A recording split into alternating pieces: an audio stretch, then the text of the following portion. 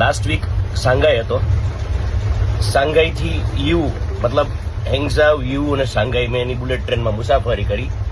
Travel કરવાથી એટલી વસ્તુ શીખવા મળે છે કે રોજ રોજ નવા વ્યક્તિઓ તમને મળે. એ પછી ચાઇના હોય. આજે હું રાજકોટથી સુરત જઈ રહ્યો છું, તો આ મુસાફરી દરમિયાન બી ઘણા બધા એવા વ્યાપારીઓ જે છે જે ઇન્ટરેસ્ટ લે છે નેટવર્કિંગમાં અને ધંધામાં. મુસાફરી દરમિયાન જે તમારું 1% બી ચાન્સ હોય ને, તો એ તમારી ડેસ્ટિની નક્કી કરે છે કે તમને વ્યાપારી તમારા ધંધામાં ક્યાંક ને ક્યાંક કનેક્ટ થાય.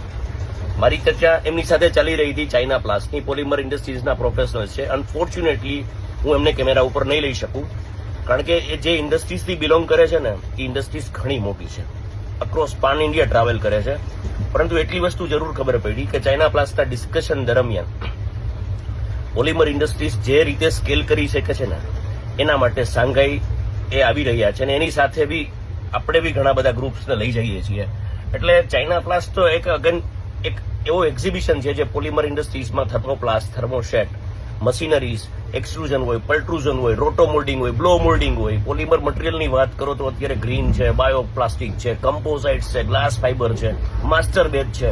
દુનિયાભરના લોકો, રબર છે, એડેસિવ છે, દુનિયાભરના લોકો ટ્રાવેલ કરે છે. એટલે ચાઇના પ્લાસ અગેન તમે કદાચ એક્સપ્લોર ના કર્યો તો એક વખત રિસર્ચ જરૂર કરજો. આ વખતે તૈયારી ન હોય, આવતા વર્ષે વિઝિટ કરજો. વધુ માહિતી માટે સ્ક્રીન ઉપર નંબર આપેલો છે. Thank you.